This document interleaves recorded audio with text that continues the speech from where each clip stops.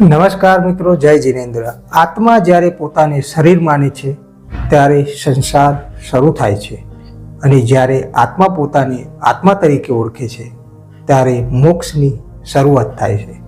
જૈન દર્શન અહીંથી જ સ્પષ્ટ કરે છે કે આત્મા ન તો જન્મે છે ન તો મરે છે, પણ પોતાના કર્મના બંધન અનુસાર નવા દેહ ધારણ કરે છે।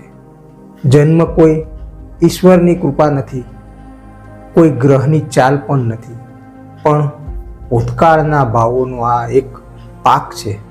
જેમ ખેડૂત એક પોતાનો પાક મહેનતથી પાળી પોછી અને મોટો કરે છે, એવી જ રીતે અને જ્યારે તીર્થંકર જન્મ લે છે ત્યારે એ જન્મ સામાન્ય આત્માનો જન્મ નથી, પણ અનંત જન્મોની સાધનાનું અંતિમ ફળ હોય છે। સૌ પ્રથમ તીર્થંકર ઋષભદેવની વાત કરીએ। એમનો જન્મ અયોધ્યા નગરી, ભગવાન રામની નગરીમાં થયો હતો।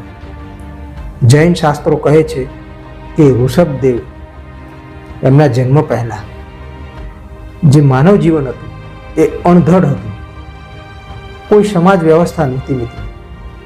ઋષભદેવે જે તીર્થંકર, પહેલા તીર્થંકર જે હતા જૈન સમાજના, એ માનવને જીવન વ્યવસ્થા અને ઘણી ત્રુટિઓની સુધારા સાથેનું જીવન આપ્યું, પરંતુ સાથે આ સત્ય પણ આપ્યું કે વ્યવસ્થા એ માત્ર સાધન છે અને મોક્ષ એ સાધ્ય છે, જેને સાધી શકાય છે। તેમણે પ્રથમ વખત સ્પષ્ટ કર્યું કે કર્મ બંધનનું કારણ વસ્તુ નથી, માત્ર વસ્તુઓથી બંધન નથી બંધાતું, પરંતુ આસક્તિ છે। અહીંથી જ ત્યાગ અને દીક્ષાનો માર્ગ પ્રગટ થયો મિત્રો। જે જૈન બંધુઓ છે એના માટે ખાસ વિડીયો આ બની રહેવાનું છે। ચેનલ સબસ્ક્રાઈબ ના કરી હોય તો પણ કરી લો। આજે બહુ જ સારી વાતો આપણે જૈન સમાજને લઈને, જૈન ધર્મને લઈને કરીશું। દીક્ષા એટલે સંસાર છોડવો નહીં, દીક્ષા એટલે સંસાર વચ્ચે રહીને પણ મારાપણું છોડવું, હુંને છોડવું, હુંનો ત્યાગ કરવો। ઋષભદેવ પછી તીર્થંકર પરંપરા આગળ વધતી ગઈ, અલગ અલગ તીર્થંકરો બનતા રહ્યા। દરેક તીર્થંકરનો જન્મ એ સમયના સમાજ માટે ચેતનાનો ઝંકાર હતો મિત્રો। કંઈક ને કંઈક સમાજમાં ચેતના ફેલાવવાનું કાર્ય કરતા હતા। બીજા તીર્થંકર જૈન સમાજના અજીતનાથ, જૈન ધર્મના અજીતનાથ તીર્થંકર, એમનો જન્મ પણ અયોધ્યામાં જ થયો હતો મિત્રો। તેમણે શીખ્યું કે સાચો વિજય બહારના શત્રુ પર નથી, પરંતુ અંદરના વિકાર પર છે। હૃદયની અંદર રહેલા વિકાર એ તમારા સાચા શત્રુ છે, એવો એમનો આ ઉદ્દેશ હતો। જે પોતાને જીતે છે તે કાળ, ગ્રહ અને ભાગ્યથી પણ ઉપર ચાલે છે મિત્રો। પોતાની જાતને જીતવાનો પ્રયાસ કરવો જોઈએ, એવું આ તીર્થંકરનું ઉપદેશ છે મિત્રો। ત્રીજા તીર્થંકર સમભવનાથ, એમનો જન્મ શ્રાવસ્તી નગરમાં થયો હતો મિત્રો। સંભવનાથે ક્ષમતા શીખવી જીવનમાં, સુખમાં ઊંચાઈની જરૂર નહીં અને દુઃખમાં તૂટણ નહીં, આ જ ક્ષમતા છે મિત્રો। દુઃખમાં ડર ના હોવો જોઈએ ને સુખમાં સલકાઈ ના જવું જોઈએ। જ્યાં ક્ષમતા છે ત્યાં કોઈ અશુભ સમય રહેતો નથી મિત્રો, એવું આ તીર્થંકરનો ઉપદેશ છે।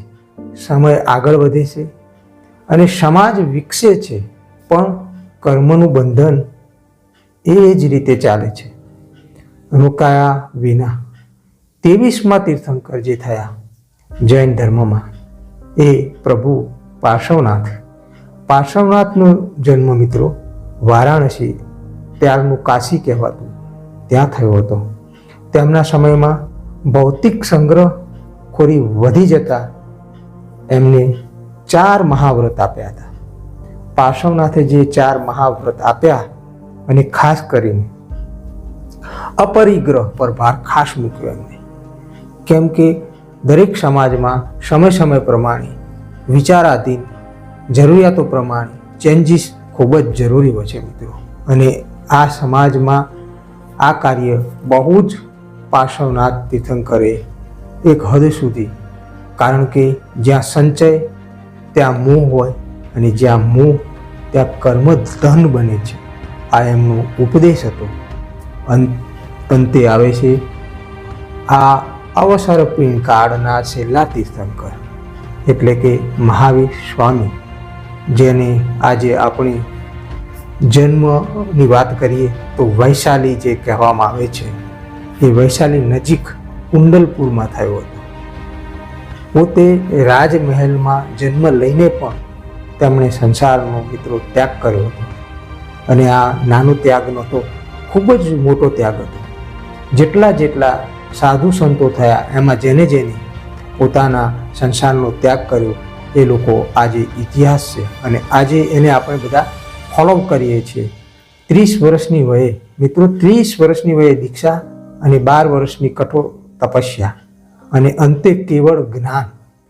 આનાથી વિશેષ કશું જ ના હોઈ શકે. મહાવીર સ્વામીએ સ્પષ્ટ કહ્યું, કોઈ ગ્રહ બાંધતો નથી, કોઈ ગ્રહ છોડતો નથી, કર્મ જ બાંધે છે અને કર્મ જ છોડે છે. કર્મના બંધનને ખૂબ જ એમને ભાર આપ્યો. અહીંથી જ જૈન શાસ્ત્રોમાં મિત્રો કર્મનો સિદ્ધાંત સંપૂર્ણ બને છે, જે કૃષ્ણ ભગવાને ગીતામાં પણ કહ્યો છે. કર્મ કરીશું કદાચ. કર્મ બંધન થાય છે 4 કારણોથી. કયા 4 કારણો છે જેમાં કર્મનું બંધન થાય છે? એક, મિથ્યા દર્શન, બીજું અવિરીતિ, અને ત્રીજું કસાય, અને ચોથું યોગ. જ્યાં કસાય છે ત્યાં જ કર્મ બંધાય છે મિત્રો. પાર્શ્વનાથ ભગવાને, મહાવીર જૈન સ્વામીએ આ જ સમાજમાંથી જૈન પંચાંગની રચના પણ કરી. અને એ રચના આજનું આપણું જૈન પંચાંગ કોઈ એક વ્યક્તિએ બનાવ્યું નથી મિત્રો. આ જૈન પંચાંગ તે ખાસ મહાવીર સ્વામીના નિર્વાણ પછી બન્યું. વીર નિર્વાણ સંવતના આધાર પર શ્રમણ પરંપરાઓ વિકસાવ્યું. ખાસ આ પંચાંગ મહાવીર સ્વામીના નિર્વાણ પછી અસ્તિત્વમાં આવ્યું મિત્રો. અને આજે આપણે જે સંવત જે બોલીએ છીએ એ આ પંચાંગનો જ એક ભાગ છે, અને આ પંચાંગનું જ એક સંશોધન છે. આચાર્ય ભદ્રબાહુ અને સ્થૂલભદ્ર અને એમના અનુગામી અગમાચાર્યો, એમણે કાળ ગણનાને જૈન દર્શન પ્રમાણે ગોઠવી. જ્યારે કાળ ગતિ પામે ત્યારે એક કાળને લઈ અને આખી દર્શન પ્રણાલી ગોઠવી. જૈન પંચાંગ લગ્ન કે મુહૂર્ત માટે નથી મિત્રો, પરંતુ આત્મા કર્મના કયા ઉદયમાં છે એ સમજવા માટે બહુ જ પૂરતું છે. અને એના માટે સ્પષ્ટ જોવા મળે છે જૈન પંચાંગમાં. તિથિ કે શુભ અશુભ કશું જ તમને નહીં જોવા મળે, પરંતુ અમાવસ્યા એટલે અંધકાર નહીં, પણ આત્મા તરફ વળવાની તક કહેવામાં આવી છે. જૈન પંચાંગની અંદર પૂર્ણિમા એટલે ભોગ નહીં, પણ જાગૃતિ પૂર્ણ થવાની સંભાવના. હવે આટલું મોટું પંચાંગ લખ્યું તો ગ્રહો સાથેની પણ વાત આ પંચાંગ સાથે અને જૈન ધર્મ સાથે ખૂબ જ સારી રીતે જોડાયેલી છે અને સમજવા જેવી છે, જેની આપણે આગળ વાત કરીએ. જૈન દર્શનમાં ગ્રહો દેવતા નથી મિત્રો. ગ્રહો પુદ્રોલ દ્રવ્યના પિંડો છે એવું કહેવામાં આવે છે, જે આત્માના કર્મ ઉદયને બહારથી દર્શાવે છે. સૂર્યની વાત કરીએ તો એ લોકો એટલે કે જૈન ધર્મમાં સૂર્યને તેજસ વર્ગણાનો સંકેત માનવામાં આવે છે. તમારું તેજસ છે. ચંદ્ર માનસિક વર્ગણાનો સંકેત છે, અને શનિ આયુષ્ય કર્મ અને સહન શક્તિ છે તમારી. રાહુ કેતુ મોહનીય કર્મના સંકેત છે, એટલે કે આજનો કળિયુગ છે. જ્યાં મોહ વધારે ત્યાં ગ્રહો પ્રબળ લાગે છે, જ્યાં સંયમ ત્યાં ગ્રહ માત્ર સૂચક બની જાય છે. એટલે કે ગ્રહોને પણ પોતાના જીવન સાથે, આત્માની અંદરની અવાજ સાથે અને માનસિકતા સાથે જોડી અને આ ઉપદેશ લખવામાં આવ્યા. આથી જ જૈન સાધુઓ માટે કોઈ ગ્રહનો દોષ નથી હોતો. જે જૈન સાધુઓ બને છે એમને કોઈ ગ્રહ દોષ નથી, કારણ કે જ્યાં કસાય નથી ત્યાં કર્મ નબળું પડે છે. સ્વાભાવિક છે કે જ્યાં તમે માયા મોહથી દૂર છો, પરે છો, ત્યાં આગળ કર્મ નબળું પડતું હોય છે. મિત્રો, આ જ માર્ગમાં દીક્ષા આવે છે, જેને આજકાલ આપણે જોઈએ છીએ સાધ્વીઓ જે સફેદ કપડામાં દીક્ષા ગ્રહણ કરે છે, નાના નાના બાળકો પણ. તો દીક્ષા કોઈ વસ્ત્ર નથી, દીક્ષા એક આત્માનો ભાવ છે. જ્યારે આત્મા ભોગ વિલાસથી થાકે છે, સંગ્રહથી બહાર અનુભવે છે, કેટલું બધું ભેગું કર્યું પછી બહાર લાગે છે આત્માને, અને કસાયથી ડરે છે, ત્યારે દીક્ષાને પાત્ર બને છે આ શરીર, અને આ આત્મા દીક્ષા માટે રાહ જુએ છે. આ જ ભાવને પર્યુષણ પર્વ કહેવામાં આવે છે. જે જૈન મિત્રો છે એમને ખ્યાલ છે કે પર્યુષણ વ્રત અને પર્વ કઈ રીતે મનાવવામાં આવે છે. પર્યુષણ એ કોઈ ઉત્સવ નથી, પર્યુષણ આત્મા સામે સામે બેઠા રહેવાનો સમય છે. મિત્રો, પર્યુષણનો અંત એક જ વાક્યમાં સમાય છે, જે છે મિચ્છામિ દુક્કડમ. આ મિચ્છામિ દુક્કડમ એટલે કે આ શબ્દનો અર્થ બહુ જ વ્યાપ છે એકદમ.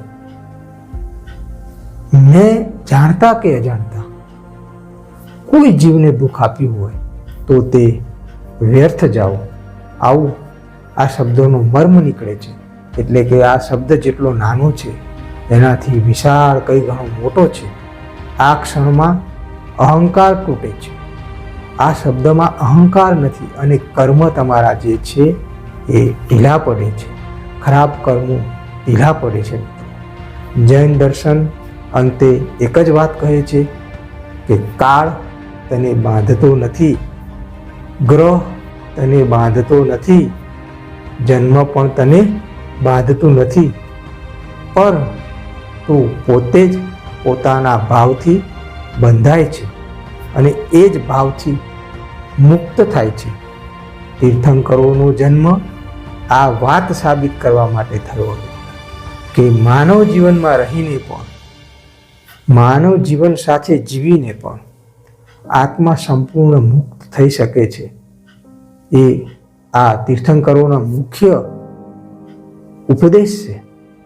ચાહે મહાવીર સ્વામી હોય કે કોઈ બીજા તીર્થંકરો, પાર્શ્વનાથ ભગવાન, અને એ મુક્તિ અત્યારે શરૂ થાય છે. જો મિત્રો આ વિડીયો ગમ્યો હોય તો લાઈક કરજો, શેર કરજો. ફરીથી આવા જ એક વિડીયો સાથે આપણે બહુ જલ્દી મળીશું. ત્યાં સુધી આપ સૌને મારા જય જિનેન્દ્ર.